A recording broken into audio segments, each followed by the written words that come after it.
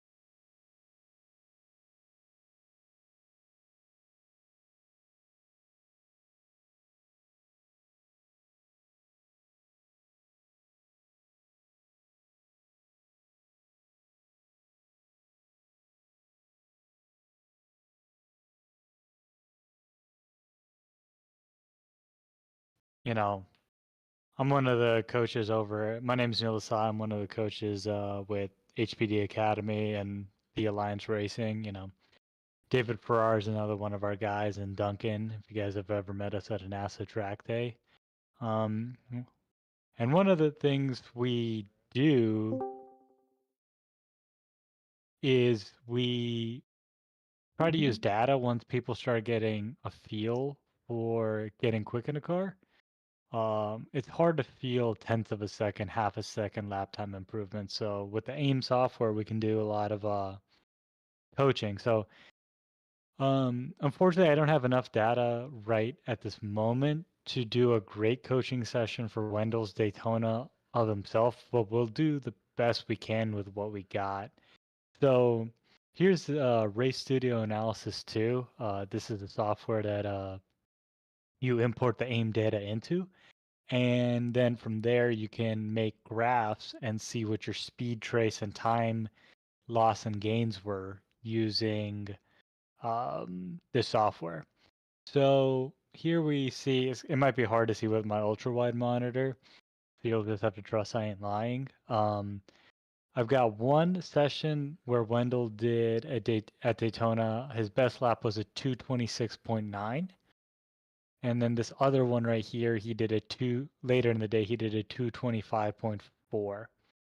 So I'm going to open up both of them. So I'm going to control click. And then down here, it says open test. And then it's going to open up those test files. And then what it's going to do is in this lap manager tab, it's going to highlight the reference lap of the 2 fastest laps of each respective session. So once you have that up, you can go to this measure graph, which is the third tab on the bottom. And then here on this y-axis, we have the speed in miles an hour. This x-axis is actually distance along the track in feet. Oops, sorry, didn't mean to do that. Feet, so there's like start line 500 feet in, 1,000 feet in, 1,500 feet, all the way to, 18,000 feet that Daytona is. And then this graph is time deltas. So here on the red, we have Wendell's slower lap and blue is his quicker lap. So blue is the speed on his quick lap as he goes through the track. Red is a fast lap, or red is a slow lap, blue is a fast. And then here is the time deviations, where since blue was a fast one, that is the static delta. So that's the horizontal line you see here. And then red is a comparison of when he gets faster and slower relatively to that lap. So what we can see here, if I was just to do a quick analysis and give some feedback, is for sure what I noticed right here. So turn 1, your fast lap, you definitely had a little bit more braver and you stayed on the power for that little bit longer. You can see you carried the speed for a little bit longer time. You broke early. You kind of did like a half break and then a full break. Whereas here you carried the speed, did a little bit of coasting, but then you committed to a real break, which is good. That's actually the kind of behavior you want to have. When we're going through this data, we like to look at something called peaks and valleys. So in HPD, we always say don't coast. There should be minimal time where you're in a coasted attitude in the car. Maybe a long sweeping turn, you'll have a little bit of a dip per se instead of a peaky peak and a notified valley. But in general, you kind of want to have peaks and defined valleys, which sounds kind of counterintuitive because we are always like, be smooth. And you would think, well, isn't that kind of really jerky driving? Not necessarily, because if you keep in mind like the scope of the data we have, we're looking at 18,000 feet in one lap. So this little valley you see is still covering like 50 feet, 30 feet, 50 feet. So sure, over that time, you're doing a blended, smooth, nice, swift thing. But when you zoom out at the data, you're not going to see like these minutiae. Actually, if I zoom into a particular thing, you can see how it flattens out, which is, kind of critical. Just keep that in mind. It doesn't mean that I'm ever saying you should drive jerky, drive aggressive, always be smooth and swift with the car, but that's just it. Smooth doesn't mean a slow input. Smooth means a smooth input, which means it's linear, it's progressive. But that doesn't mean you should do it slowly to make it smooth, if that makes sense. Okay. So going back to the actual data of just comparing these two laps we got, your commitment into turn 1, that already gained you by the time you were at your min speed here, you were already up on your time by 0.3 of a second, lap to lap. And then what we notice on the red lap, the slower one, you notice the overslow, so you get on the power a little bit sooner. Here, on the fast lap, there's a little bit of a hesitation, which is why you kind of give that time back. So right here, which I'm going to put the cursor here, and then I'm going to go to the GPS tab. Right in the second bit of the S's, you actually gain back on the slow lap. You're neck and neck with yourself again. If we go back, you actually, because of the momentum, you can actually see on the slow lap, you're carrying better momentum, which tells me one area of improvement is you could have, without seeing the lap and where you were online, you probably were noticing you got in quicker. Your min apex speed was about 2 miles and 2 to 3 miles an hour higher, but that forced you to somehow not get on power as soon as you could. So the exit of the red lap was good. The entry of the blue lap was good, but I think we could combine and blend the two because, as you can see, you were getting good and then you gave the time back. Then going forward to the braking zone for 3, I really like how you're consistent on your brake zone. As you can see, these horizontal lines, they're neck and neck. So you found a consistent brake zone, but notice the speed difference. On the slow lap, you came in at 89. So and on the fast lap, you were coming in at 85. So to compensate and, like I said, be a field driver, on this blue lap, I think you could have broke 30 to 40 feet later and everything would have been fine because you came in at a lower speed. However, it didn't really cost too much. And actually, you're still faster on the slow lap just by the nature of you came in braking at a higher speed, but at the same rate. So the speed itself was staying higher for most of the part, up until right here through the braking zone.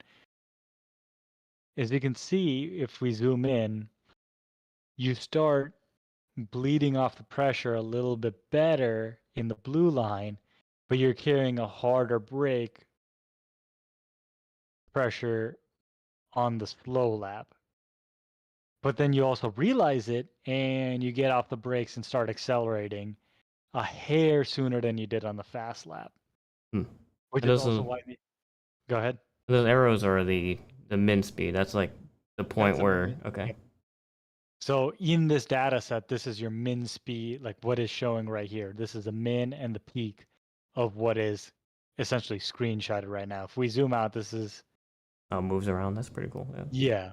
So I mean, turn 3 is the slowest at the track anyway, so that one's not moving compared to, what we have going on here as a peak. But when we zoomed in, it had the next apex or the next turn breaking point as the peak. But like looking at this, I would say you still took the red, and actually the data proves that you're still doing better on the red lap than the blue lap because you realized you were overflowing, so you got off the brakes and then started to transition much quicker than you did on the blue. But then here's where things start turning around for you. For one reason or another, now without video, so video is one caveat of data is video is very powerful in conjunction with this data. you break. Let's see. This says you on the red lap you broke at 5101, and then here you break at 5210. So that's 109 feet later, a third of a football field later. You are braking, and you have made up the momentum. You were doing it at a higher speed too. Here you had reached. Let's see what. This is 101 miles an hour you reached, whereas here your peak was 99, so 2 more miles an hour in that zone, and you don't like overbrake either. You see how the blue line stays outside of the red line? So it's not like you had oh crap, I'm coming in too hot, and then you overbrake. Mm. This is all good. I like to see this. The only thing I don't like seeing here is there's a little bobble and not a commitment to peaking out and valleying Mm. the brake trace.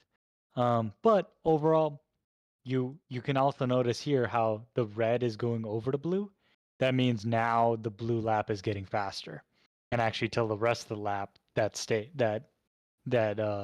behavior stays, which is good. But Uh, really, there. Go ahead. Real quick, can you jump to the GPS view? I wonder what turn that is, right? It's just This should be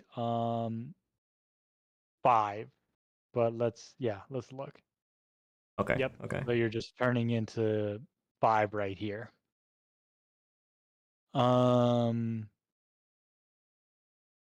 and so then you're climbing out for that little bit before 6. One thing I'm noticing in general is sometimes your shifts are really like this is a shift. So your upshifts I think can be a little bit crisper. Like this is a good upshift.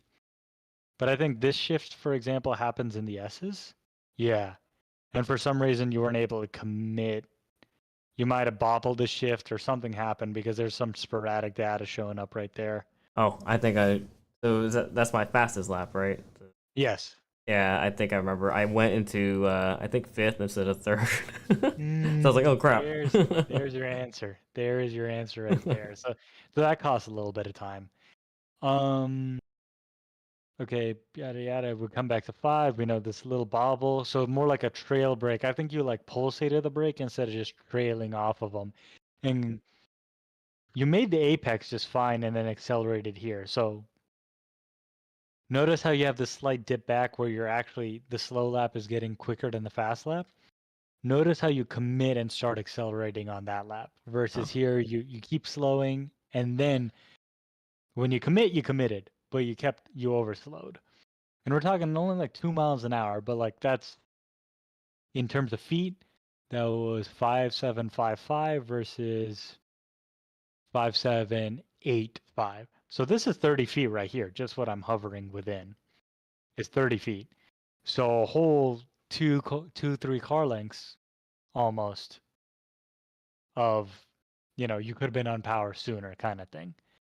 But once you commit, and then something happens here, maybe a shift, maybe traffic. I don't know. These look like shift points personally, but I don't see you shifting twice in that sort of a span.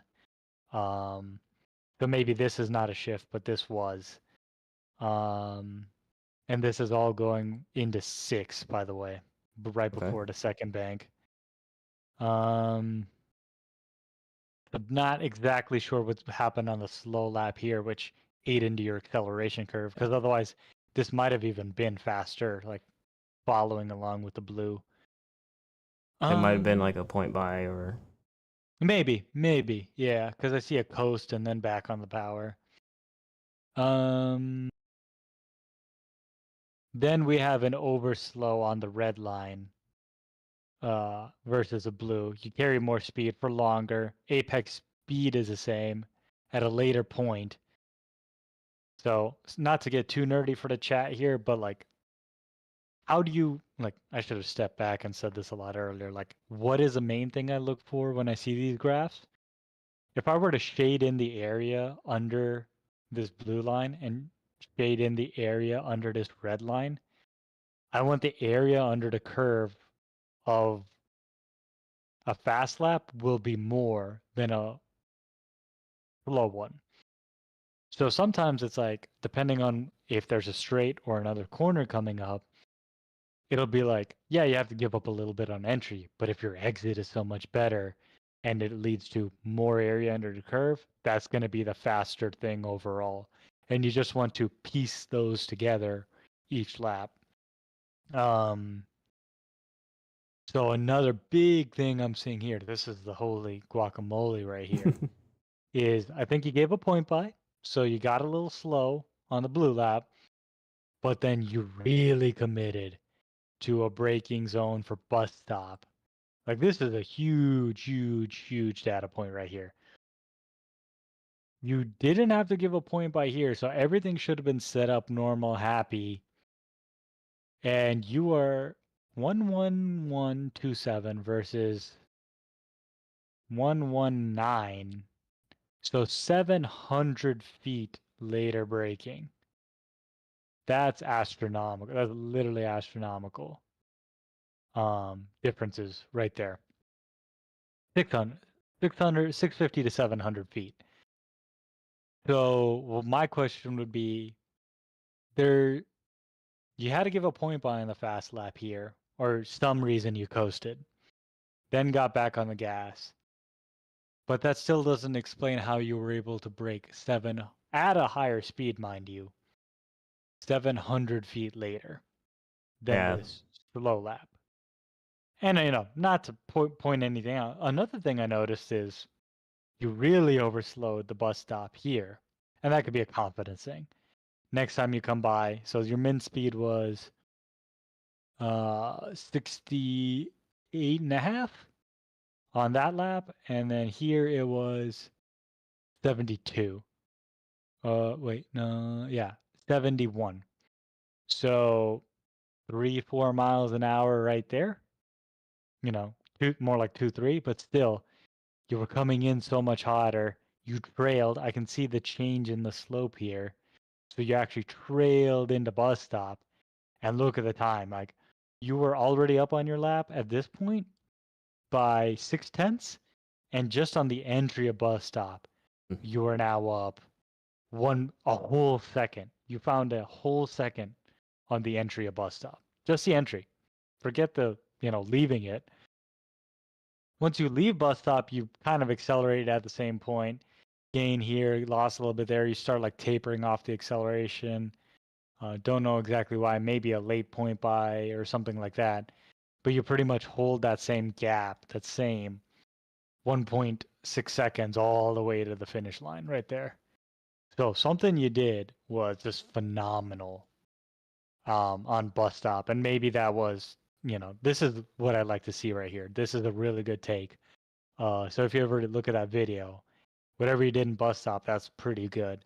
Without having data to see, could you have even done it better? I'm just gonna say this was a marketable improvement right here. Just seeing all this meat right here is fantastic. So Yeah, and I think the red one was, maybe you said it was the same session. These are both in the same session. these are different sessions. Okay. So these are different sessions. The way this data goes is you have your database, and each one of these rows is a session that you Okay. pull in. Within the session, you can go to lap manager, and then it'll show this is one of the sessions that had 7 laps. This one had 8. The one with the slower lap time had 8. Also, you want to toss out the first and last lap whenever you do some analysis. But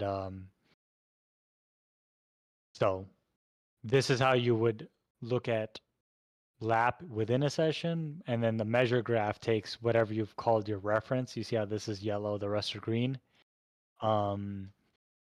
That is what's being compared here, is what have you set. Generally by default it sets the fastest lap of each session as the one to compare, so you Okay. can also I'm on test compare on the upper tab here. This is how you like toggle the data bases off. This is what you're seeing on the bottom. So if you just wanted to see the 25 lap, you just wanted to see the 26, you can do that. Or, for usefulness, the test compare Yeah. is what you got here.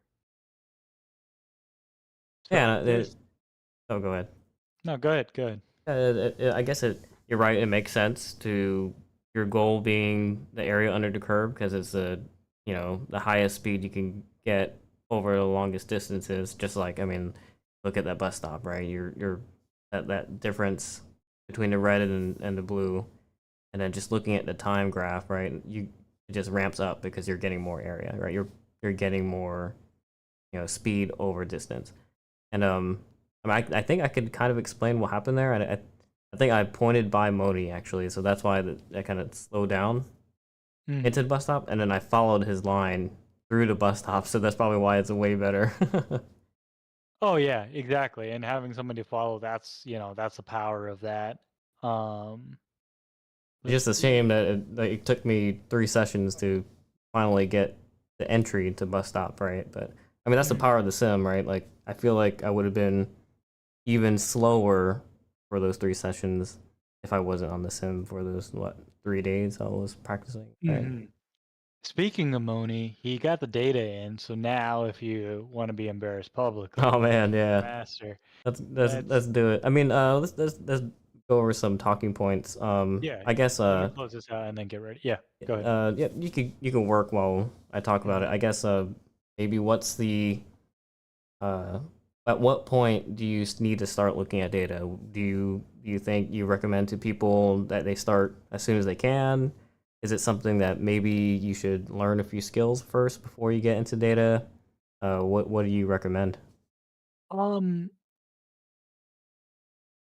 I think that you should record from day one if possible. You shouldn't necessarily rely on it as a weight. Your first track days when you're learning, you're going to feel faster. You can feel 2 seconds around any track. And realistically, when you're first starting out, you're going to be gaining more than 2 seconds. Like at the firm, I'll just throw out some numbers. Like somebody's first time in a BRZ around the firm, they're probably going to do 1 minute, 30-second laps. Then next session, once the jitters are gone, if they're on a 200 treadwear or any kind of sporty summer tire, they're going to be down in the 27s, 26s. You're going to know without even looking at data that, hey man, I was making mistakes. That data is almost erroneous because I know what I was doing wrong. This nitty gritty stuff starts coming in when you're chasing within the second range. Like, hey, I'm looking to try to go a second and a half second quicker. But the caveat I give is that, like, what's your personal limitation? And then what's a car's limitation? You might think the car's only got a second, second and a half in it. I'm pulling up Mooney's data. I've never seen it. He somehow did a 2:15.6. So he's done a 2:15.6. That means there's a 10-second gap between you guys. Now, granted, the cars are on different tires, yada yada, this, that. Data is good and it can be a crutch at the same time. Because you might be chasing minutia between your sessions, but until you get someone else's data, you might be sandbagging a lot of time just to begin with, you Hmm. know? So data is something you got to interpolate a lot of. Is I also don't think your own data will be good enough. At some point, you're gonna have to find a faster friend with some data, which is why everybody in your crew, if people go racing with buddies, everyone should be on the same data software or tool. I Hmm. think Okay. that way sharing it and comparing it is easiest. Um, but yeah, I wouldn't think it's a destructive habit to not have it in the beginning. It's never hurts to have. It's one of those things. It's better to have and not need than need and not have. But I don't think you should be reliant on data until you feel like I can't feel where I'm going quicker. And like on the aims, right? They have the red and green bars that tell you on that lap, are you going faster or slower? If you're filling up all the green bars, there's nothing that the data is going to tell you more than like, you know, I'm already going a second quicker on this lap. I can feel where I was going quicker, kind Hmm. of thing. So I hope that answers your question. Yeah, yeah, and I think I guess we'll promote it now. When you're even on your first track day, like you said, just even just recording footage. There's free apps out there. You don't have to buy an aim solo, right? You could use, I guess, Track Addict is one Yeah. good way to do it. It records video, records your speed. I mean, Yep. granted, it's like GPS, so it's kind of slow, right? But Yeah, it's just I think the phones can't dedicate all 10 hertz. Like most phones have a 10 hertz processor in them now, but they can't dedicate all of it to um the app's GPS, right? So these have a dedicated. So when people are like, tell me, oh, you have a, my phone's 10 hertz and this is 10 hertz. How come you're saying this isn't as good? It's because it's a dedicated 10 hertz just to the GPS of this app when it's running on a name. So the resolution of the data is that much crisper. But if you're just starting out and you're still a casual guy, it's still better than nothing. But when you do say, hey, I want to go to the next level, that is the thing. Is like that you need to have an aim or a Garmin Catalyst. And the difference I say between an aim and a Garmin Catalyst is a Garmin Catalyst teaches consistency because it'll never push you to do anything you haven't done. In aim, you can share data with your friends. And now Garmin allows you to share data with your friends within the app. But with the aim, you can just share data with your friends and know, hey, my friend is doing this. I'm doing this. So, you know, next session, now that we got Mooney's data, this is what I would do as like path forward. You guys were there on the same day. You guys have roughly similar cars. He has a stickier tire. Maybe his car is lighter, dare I say. Do you think it is? Is it not? That's something you might know. Um, before we pan into the data, just have this in your mind. So I'll let you actually speak to that, like, because you yeah, guys know it I better. think his car is lighter. Power wise, I think we're similar. He has a tune, but nothing crazy, right? It's not like Mhm. um, Probably 20 horse, something like that. You yeah, know. yeah. I still have the stock setup, like stock intake, stock tune, but I can't really use that as an excuse. And you'll see it, right? His acceleration Mhm. will be better, but it's obviously in the turns and like his braking where he's probably making up most of the time. Like I can't say for a fact that it's the horsepower thing because it's not even a lot of horsepower, right? So and Yeah. it'll show in the graph, right? Yep. So let's show this beauty now. So Mooney is red now, and your best lap is the blue.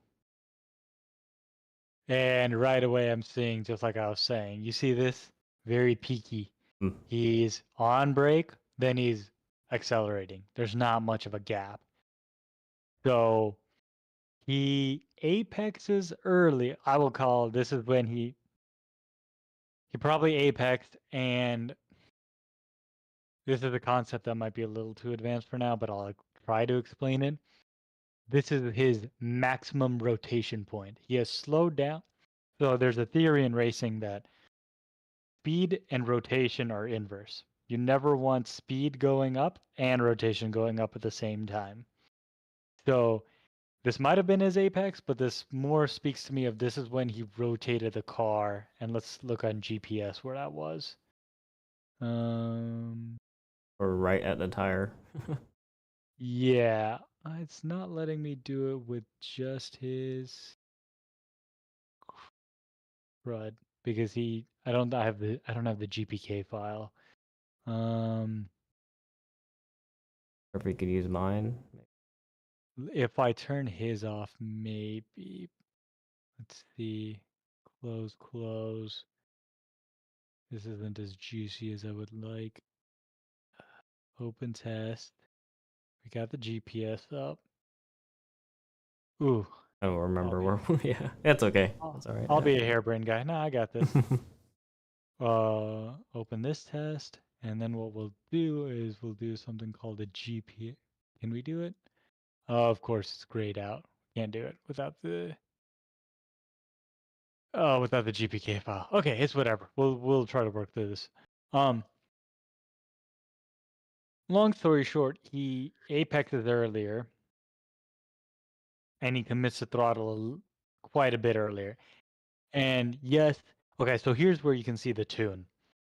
The slope of this line and the slope of this line. That's the only difference a tune gives you. It's almost minuscule. Like if we were Yeah. to offset this a little to the right, it's something, but it's not killer. a little bit of this is he gets a crisp shift. You had your missed shift. So keep that in mind. He is coming in way hotter, so he has to brake earlier naturally. He reached a peak speed of 94 miles an hour before braking, and you hit 84. So that 10 mile an hour dictates why he had to brake earlier. Hmm. He also, this is some interesting stuff, brakes for longer. He has a trail. This is what a trail brake looks like. He apexes later. He's probably apexing past the middle of threes, geometric apex. Not in the middle. He's apexing late Hmm. just from this. But look at him. He just commits a throttle at that point. And that commitment to throttle gives him a better acceleration curve because his car is climbing through the revs that much more, and he's got that tune. So you can see how these two lines diverge, and that's pretty much what that is, attributable to. Again, has to brake earlier because he's coming in hotter. I would question even on his, just that maybe something happened here where it's not as peaky as like this is, because turn 5 you could still be peaky, I believe. But something might happen. Who knows? But then again, very distinct brake trace, trailing in. There's a little bit of a bobble here. That's a little bit more pronounced than say what I would like to see here. But again, he keeps the speed up and then commits right back to it. That's one thing he's doing really good. And that's really impressive in a front wheel drive car to just be like on the power. Because the thing about front wheel drive is when you get on power, rotation is stopping. With rear wheel drive, we're not trying to, I would never say keep the speed going up and the rotation, but you can maintain the rotation with the throttle that you were already getting on your entry with the brakes. A little oversteer, kind of. Yeah, just maintaining that slight rotation, slight oversteer. But he's making it work and he's doing good. So this is peak front wheel drive driving. He actually slows down more than you for 6. So just before we get onto the back, before bus stop. Mm-hmm. So you actually brake less, but again, he commits to the throttle, and you can actually see how at first his line was lower, but then it's above and out of yours. So his commitment to throttle, you can see, is more V'd and more aggressive. So whatever time he lost in that little section right there, he gains back on the straight, and then it continues to grow away from you. Mm-hmm.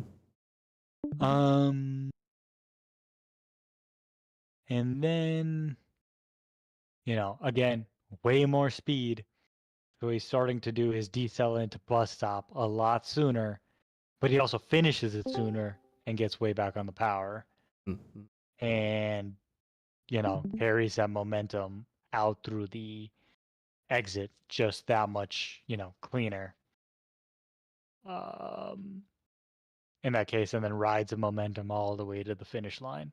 Yeah. Neil doesn't know what he's talking about. The DJ? It is DJ. Is that DJ? DJ, It is I don't me. need He's your my boy attitude DJ over. Martinez. All right, buddy, bring your Daytona data up. We'll see. Oh yeah. Have you been to Daytona, DJ? That's really weird because I don't have any. Exactly. But yeah, what's up, DJ? How you doing, man? I'm at work. I didn't realize when I clicked on this, my voice would pop up. So he just caught me talking crap. Exactly. You're talking crap and you just kill the vibe, Oh, you're There was good. so much knowledge being thrown out, and then you're just like, hey, this is BS. You don't know I'm what sorry. Now you're Neil's fine. very intelligent. Now you're fine. Now they think it's a lie. Now they're like, he's just covering his tracks. But yeah, man, like that. Basically, one thing to pick up from Mooney, I would say from this is he trusts a car. He's able to get it aggressively onto throttle. So there might be a technique of generally noticing later apexes, longer trail brake. His nose of his car, without looking at video, is probably better pointed at exit. Like it's more turned in than you are at apex. That gives him that confidence to get on the power, relatively speaking. And that's basically what I'm seeing here. It's just a commitment to throttle, which is just so key in these momentum cars that have no power to begin with. Just being able to, because you can see just the slope of his acceleration is just that much more out of every turn, you know? And that's just a commitment on exit right now. So if I were to give you tips on what to work on, focus again on the trail brake, focus on the entry, consistency, find things to reference on your braking zone of like, oh, this worked. Okay, I can go that a little bit deeper. Okay, this was a little sketchy and compromising my trail. I need to back off. Focus on getting that nose pointed in, the nose of the car pointed in. That'll get you to the point where you're like, oh, I can get on power now. I'm overslowing. Get on power that much sooner. And that'll work well to your advantage. Another thing we can look at real quick too is let me close Mooney stuff and do a map manager, or new, I should say. And what I'm going to do with this is your session of your session with the best lap of the weekend. I'm going to remove all the parameters of Daytona, and I'm going to go and I'm going to divide it up to, let's say, divide, and divide. So basically I broke up Daytona into 4 sectors right here. Okay. And then I'm going to just name it Daytona and say, okay, save. Now what that allows us to do is me to generate a split time analysis up here. And those 4 sectors that I just took, now we're going to see with all these laps of this best, of this best lap, if you strung together the best sectors of each of these laps, what is your theoretical best, you know? So doing so, we get your real best was a 225.4. Your theoretical best was a 224.5, so 9/10 quicker. Hmm. And the reason I did that instead of each turn, like the best of each turn, is that's physically impossible. Yeah. Because if you take one turn fast, you might have to take the next one a little bit slower just by bombshelling that one. So I like to break it up to no more than 3-4 sectors. Sebring, garners almost 5 sectors, but no more than like 5 sectors. To break up the track into something reasonable. And what I'm seeing is your fast lap, lap 6, you did the middle of the track really well, and then you compromise. Somehow you did the. Ooh, I need to turn that off. We're gonna turn lap 1. We're gonna disable that, and we're gonna disable the in lap as well. Now we'll see what the split time report says. Just because in lap, out lap, variables of that don't need to add that to the equation of where'd you get on track. It's a little fooey with the GPS. Yeah. So even taking those out, 224.8 versus the 225.4 that you ran. So still 6/10 with that. Now, if we want to get crazy, we can still bring in the 226 because you were quicker in some sectors at this one. Let's open that. And then let's do a split report with a comparison of both. If you had, and then let's go into here and turn both the in lap and the out lap off. If you did the split report, your theoretical best, if you combined everything from both sessions, and considering the weather and everything was about the same, probably considering it was nighttime, are getting close to it. 224.6 is like if you strung everything together in 4 sectors, is the best you could have done. That's good to know. It's kind of like, oh, there's a whole second out there that I can get pretty much. Yeah, a realistic second. Yeah. I think there's even more. Yeah. I would say 222 is definitely, like, I'm trying to give you a soft target to hit. You could do a 222 for sure. in your car as it sits.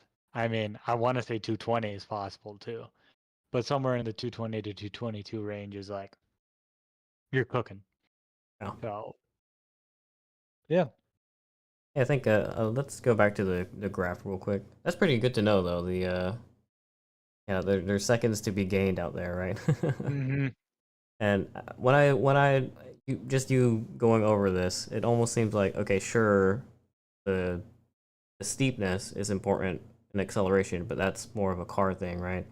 But Mm-hmm. where you could really gain your seconds, and you could definitely see this between my time and Moni's time, is pinching, like you said, pinching those peaks and valleys tighter, right? Mm-hmm. Because then you gain more area on the left side of the peak, and also the right side. So you're I guess slowing down more efficiently and then accelerating either earlier or more efficiently, right? And Mm-hmm. you're not like these bobbles like you're talking about, or the coasting in between. Those are what eats up the area, right? Because then you shift pretty much the graph over a little bit, like on the slower side, so that the speed is down, but your distance is still the same. And then all that time in between, just like over here at the end of, I guess, the entry into bus stop, like that Yeah. area in between, right? That's all because I pinched the top a little bit better and I pinched the bottom a Mm-hmm. little bit better, right? So, yeah, it's definitely all about, you're not aiming for like, I mean, sure, the crisper shifts help, right? But Mm-hmm. the portion you're really trying to squeeze is the coasting, right? You want to get rid of that. Yeah. So one thing, a tangible takeaway action I would recommend now, because it's like we have the data. Okay, so now what?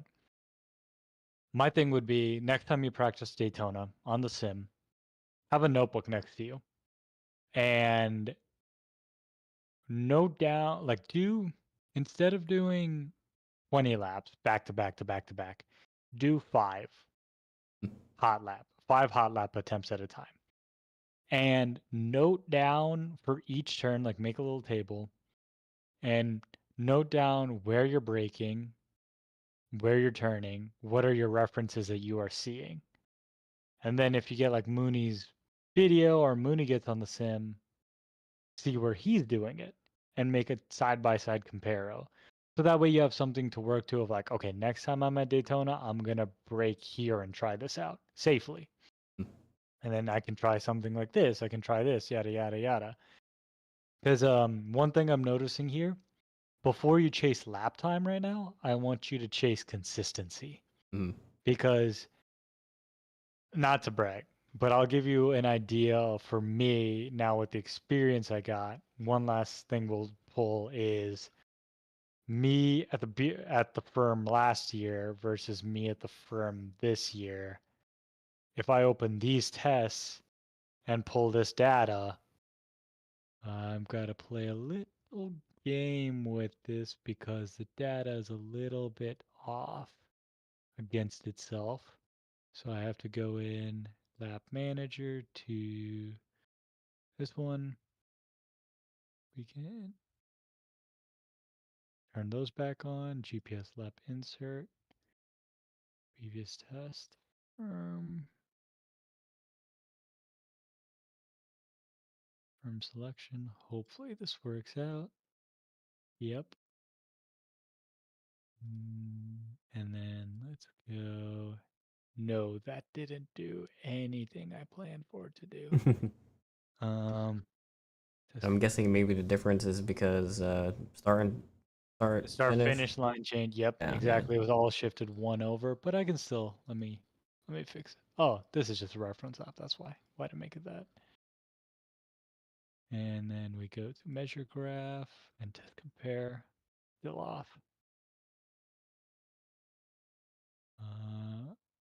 Go back to here.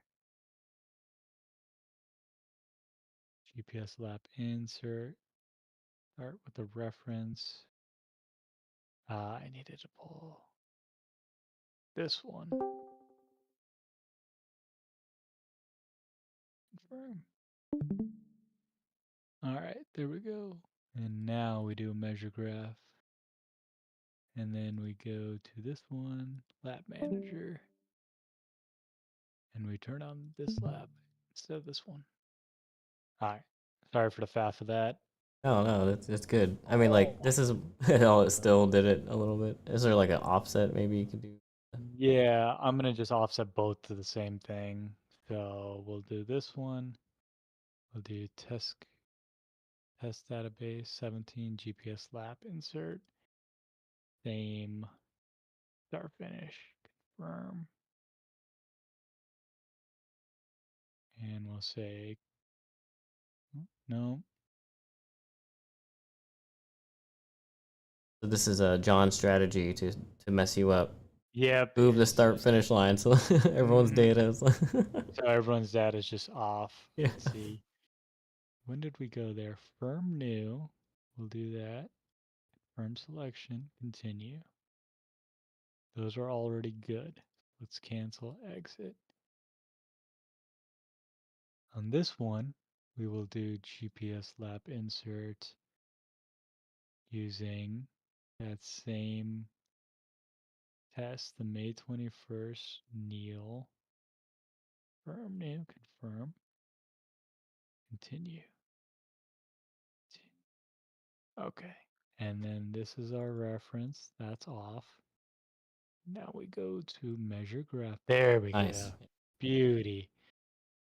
All right. So as you can see here, what I was trying to do is like when you're like consistency. Now, granted, there's been almost 8 months in between these, so big driver improvement in that time. This was, I think, in my personal opinion, the biggest growth I had as a driver. But I think one thing you'll see here is the blue lap is a faster one than the red one. And outside of this little section here coming on the straight, which still could be this offset problem with the data, everywhere I gained, right? The blue is always on top of the red throughout all of it, except for little, baby stuff here and there. The blue's always quicker than the red. So that comes with focusing on consistency first. Yeah. So what I did exactly to do this was I would open my old laps and I would open someone's faster. Like I used Dave's, David Ferrar's, was I watched my video and I see where am I braking? Where am I turning in? Where is he braking? Where is he turning in? Where is he getting on the power? And I made like physical notes in Word while I'm watching the video. Where are we doing that? And then I would try to emulate those, not necessarily exactly there because I knew I wasn't going to make a 15 lap, but like, can I start a little bit behind that and creep up to those points? And then when you have defined references, it's just that much easier to hit those marks and be consistent lap after lap. Like, okay, there's that tree. That's where I brake. There's that cone.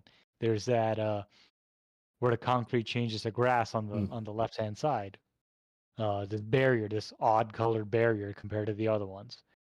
That is like super critical. So I guess next training session, next sim session, maybe if I guess we're transitioning to roebling now. Yep. Maybe start doing that for roebling. Is like instead of breaking what I say randomly, I want you to like practice. Okay, I brake at the blank. Like before I ask, it's like you should know, hey, where are you braking, kind of thing. So to me, that would be something that'd be a next action item on how to improve that consistency so you can chase the lap times in a methodical manner instead of kind of like spray and pray kind of thing. Because then we can even run it back and be like, I pull up your video and be like, oh, that break point you were saying? Maybe you're having a visual problem. You say you're braking there, but in your video, you're actually braking 10, 20 feet before it. So, work on your vision technique to actually brake there, yada, yada, Because I think the next thing you'll have is a realization you saying, oh, I thought I broke there. Oh, wait, wow, I broke way earlier than I said I did there, kind of thing. So. Yeah, that's another thing I you think about it and like, oh yeah, that's something I should work on, but then you get out there and you're like, you're not actually working on your visual training, right? It's and vision is just so key to this. It's like faster you go, the further your eyes have to be down the road, So generally, a second and a half to 2 seconds up the road is where your focus is. Everything else you got to take in with your peripheries. Yeah. That's the And big do part, like, right? Training your yep, peripheral. the peripheral. Yep. I think a good training exercise you can do with a buddy or your wife or somebody is like take 2 tennis balls. You know, Pierre Gasly is famous for this one. You have them hold 2 tennis balls out. You look them in the face. You know, you're standing together. Actually, I think we might be able to just pull this up. I'll just pull up a video of it, or you could take the stream. Here, it's your stream. You take it. Just Google Pierre Gasly doing the reaction test with tennis balls. It's like the best way to practice because he's looking at the trainer, but he's looking at the tennis balls in his periphery. And what he does is the trainer will either drop the left one, the right one, or both, and he's got to catch them before they fall to the ground. But he's not allowed to look at them. He has to look at the trainer. So good, really good way to train the peripheral vision, I think. All right, so let me pull it up. I have it here. Play real quick. It's only 20 seconds. I think you'll have to share because I think I'm still sharing. So I'll stop streaming. Yeah. It's showing up. Yeah, he's like staring him in the eye, and or at least looking at his chest. I had to mute it because I think they had background music and stuff. But yeah, and then like either 1 or 2 or yeah. Yep.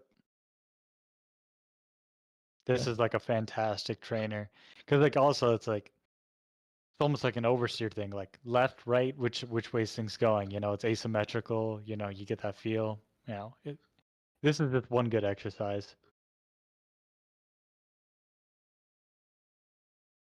Yeah, that's good. Yeah. All right. Well, I've just noticed in the chat that Dave said that I was muted in the beginning. So when I introduced you, I think everyone missed it. That kind of sucks. But yeah. So I guess I'll reintroduce you.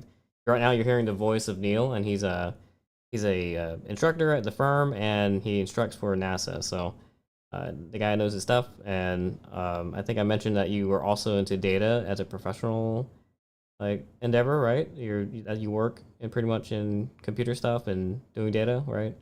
Yeah, so I work as a structural engineer for the Navy, doing like repairs and stuff on the fighter jets. Hmm. So a lot of nerdy numerical engineering stuff right there. Yeah, so guys like us, we're all about the data, and I think we already explained it in the stream. Data is important, right? For the, I guess even from the beginning, not just later on. Like collecting the data, sure, you may not use it right away, but maybe in the future you might want to look at your old labs, right? And it's always good to just collect it. And yeah, shout out to James. I see him in chat now, and yeah, thank you for going over that. I guess yeah, the next thing would be we would probably be practicing for Roebling that's coming up, and if you have data, would you mind uploading it to the Google Drive, Neil? Sad confession, I've never been to Roebling. Oh, I that's need to right. go. David's gonna just like spam this chat being like, why have you not been an hour away from your house? Yeah, Neil, why haven't you been to Roebling? I haven't been to Roebling. I I know. cannot believe you. September. It, If I get a chance, I'm gonna go you up with know, NASA. I'm sure Dave has gone on a rant about why we love Roebling, but it especially suits our cars and your car. Like Mm-hmm. it is all momentum and just straight like balls. Honestly, Mm-hmm. I love it. It looks so simple on paper, but the But it's apexes are not. so Yeah. the apexes are so far away you can't tell when they're coming. Like I watched my first time ever being there versus like my last time, and I felt like I was driving aimlessly, and I really was. I didn't know what an apex was because it was a half mile away. Like it's crazy. I love that track. It's so simple, but um, one little mess up in momentum and you're gone half a second, and then that adds up. So uh, Yeah. I'm gonna try to make that September day with NASA. So Oh, nice. Yeah, that's lucky. in a couple weeks. Are you? yeah. Is your car gonna be done, DJ, by then, or? I don't want to rush it. It could Yeah, be that's right. if I decided to kill myself, but I no. I Yeah, think I'll definitely just don't rush it. finish it. Like take it out there and be able to make it back home, right? Neil, are you gonna go or what? I'm a go. I'm a go as long as everything's sorted. Everything comes back good from the. I'm doing the Sebring event in August, coaching some people down there. So that's like 10 days before the other one, right? Yeah, I So think so. it's close, but the Do it, other thing man. is, I'm also building the sim. Hopefully it'll be done by this weekend. So I definitely want Yeah, to get some sim laps in before, because I don't want to go in dry to Roebling like that. So yeah, of course. And it's a getting a sim is like a break in itself because you're like, I need to. If I'm gonna get this, I need to take a break from the track because it's expensive as it is. So, yeah. but it pays huge dividends. Like Oh, it's worth it. yeah. So, It definitely pays huge dividends, and I wouldn't want to go. Roebling's a place I wouldn't want to go without simming. So I have some references to go in, because a lot of times too, I go for an instructor. Sims are super vital because I can't tell anyone what to like. I can't instruct somebody on a place I've never been. They'll be like, "Where do I brake?" And it's like, uh, I don't know. How about there? Oh wait, we're in the grass. Because then the confidence is yeah, lost. So definitely, before I ever go to Roebling, I want to get a couple hundred laps in the sim before I go, which I think I might be able to get in before September if I just don't keep making excuses. Sim should be done by Saturday, so once it's up and running, I can just start running, getting some laps in. Yeah, and you're part of the Google Drive now, right? So we have Roebling the map on there, and we have I think the SDK on there as well. So, and is I don't there a know if new we're firm mod? what's that? Is there a new firm mod that isn't like super Oh, crappy? no, yeah, the one that they have out right now is kind of bad. Like cones in the middle of the track out of nowhere, and yeah. I try to look for another one, but yeah, I guess it's up to us to have to pay someone to fix it, I guess. Well, Zach was a guy that was working it, so maybe we just give him some feedback on what it needs changing, we think, and then he might be able to do it. Oh, really? Oh, Zach that was doing it? Okay. I think Zach Stat, the guy with, PT5 record right now, he's the one who made it, I Hmm. believe. I So, think the biggest thing is just when you go through turn one that it doesn't slow you down like you're going into the pit. Oh, mm, yeah. And then something goes crazy when you go through the S's. I forget what happens, but I I think once you knock down the cones, it's okay. But still, I think it's also kind of he doesn't have the concrete patches, right? So you kind of have to oh, the stay within extra the lines. pavement. Yeah, yeah. That's kind of a big deal. Well, pretty much have to use those, right? especially at like 4 and stuff like that. Yeah. But yeah. So Yeah, well, I mean, I'll start a GoFundMe for him to finish it, right? yeah, let's give him a heads up, and then he'll be like, "Oh, okay, okay, whatever you say, I got it." He used to be an engineering contractor, so pay him enough, he'll do anything. Yeah, I mean, like it takes time, and yeah, I appreciate him putting it out there, the original one, but there's some tweaks that maybe we could request, right? Mm-hmm. Oh yeah. All right, And well, that's all I had. I think we've covered the data pretty well, covered what to look for, and sort of the technical part of uploading and file sharing and all that. I think it's as covered as everyone here who watched could be as self-sufficient on what to look for. You know. yeah, yeah.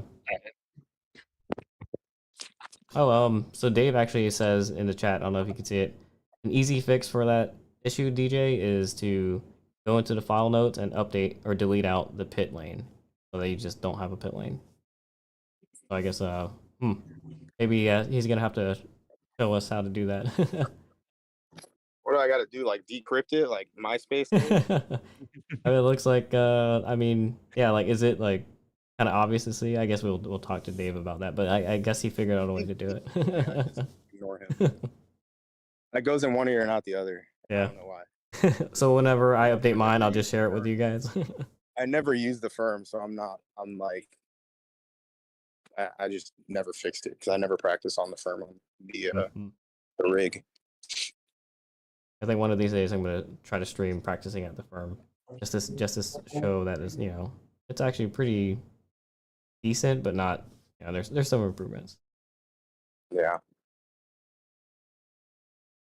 But yeah, that was a good session. And I think Neil, do you want to I guess let people know where people can find you, if like social media and all that stuff? Yeah. So, how best to promote and share this, I guess.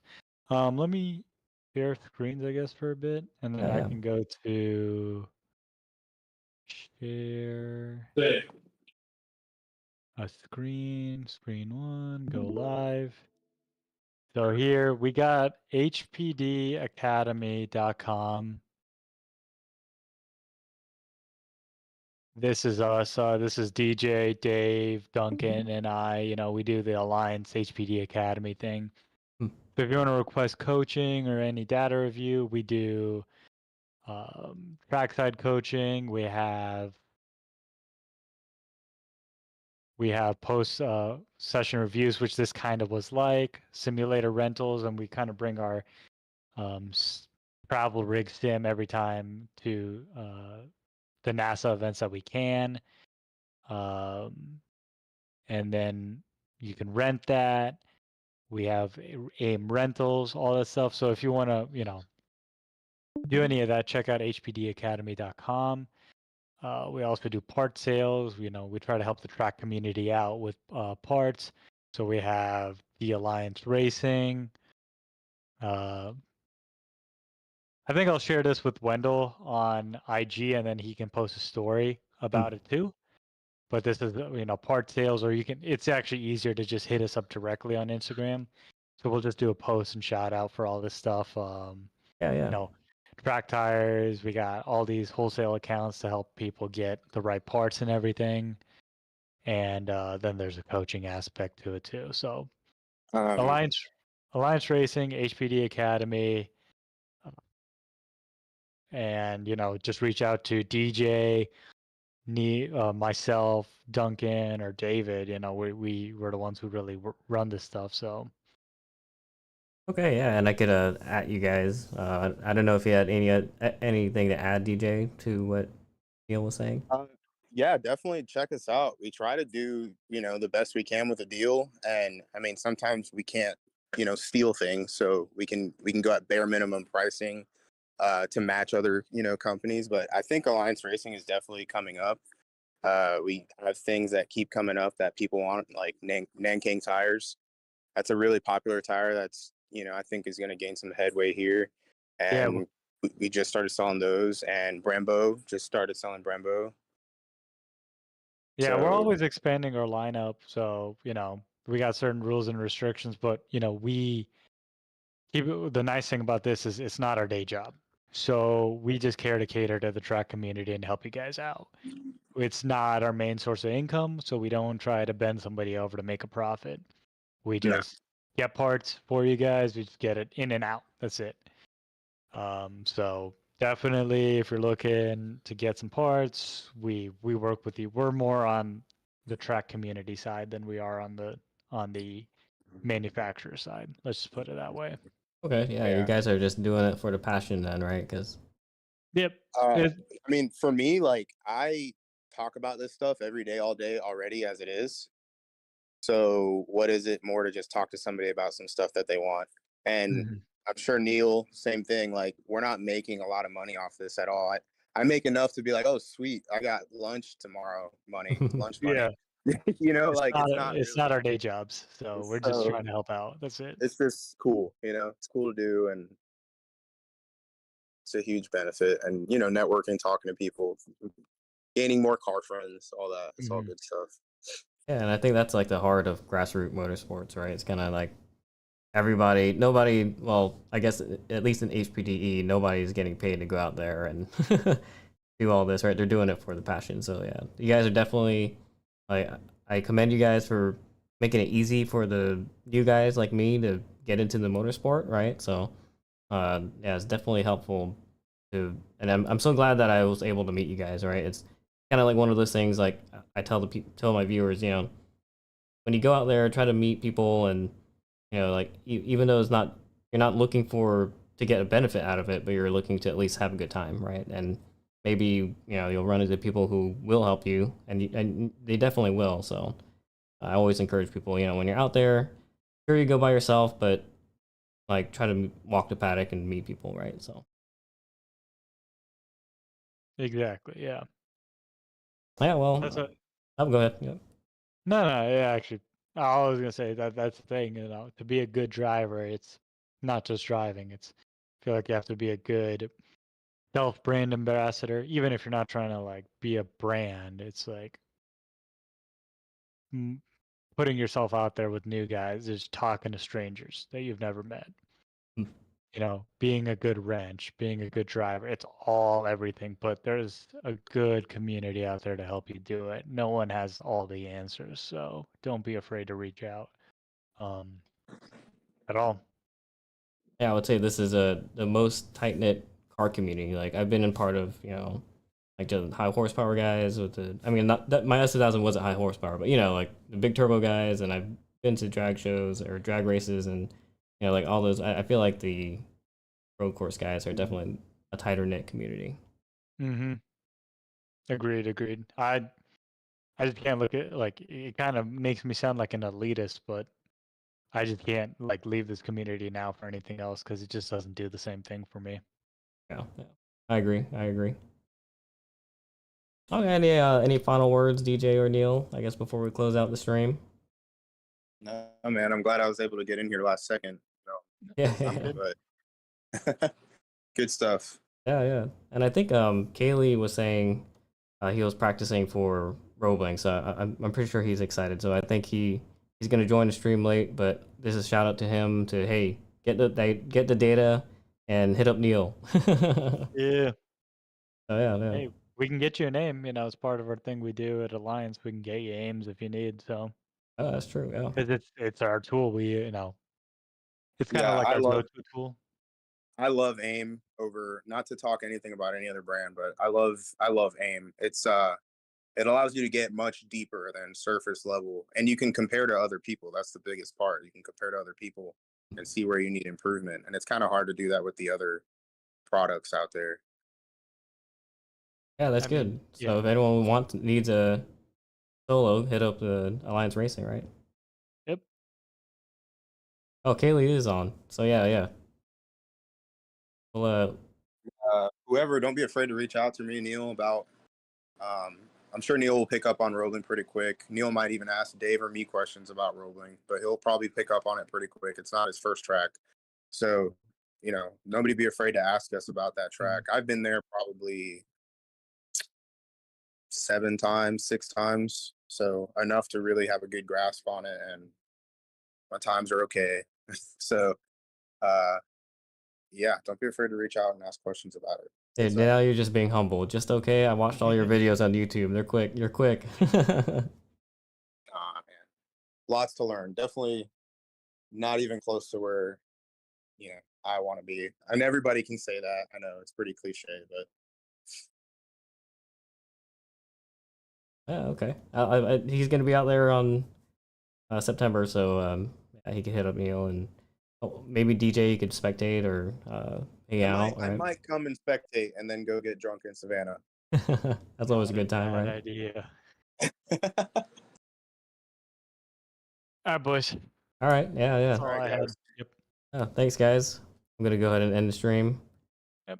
So we broke down the data and we talked to the guys about how important data is and how you could use it to kind of improve your lap times. And I think the plan for upcoming streams are we're gonna do Roebling because it's the next track. We're gonna kind of train for it. I guess we're starting to move from practicing Roebling to training for Roebling because it's kind of like we've been there a couple times. Now it's time to really cut seconds off our time. So there's still a chance that I might not make it to Roebling, but I definitely want practice for it just in case I show up.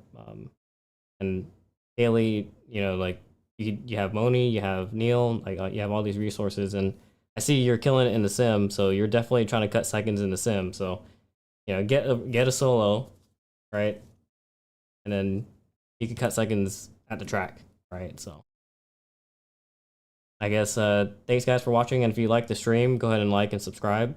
We had one subscriber subscribe offline, so thanks Seabass World TV for joining the family. And yeah, if you guys like the stream, just go ahead and subscribe and like it. Until next time, I'll see you guys later. Peace.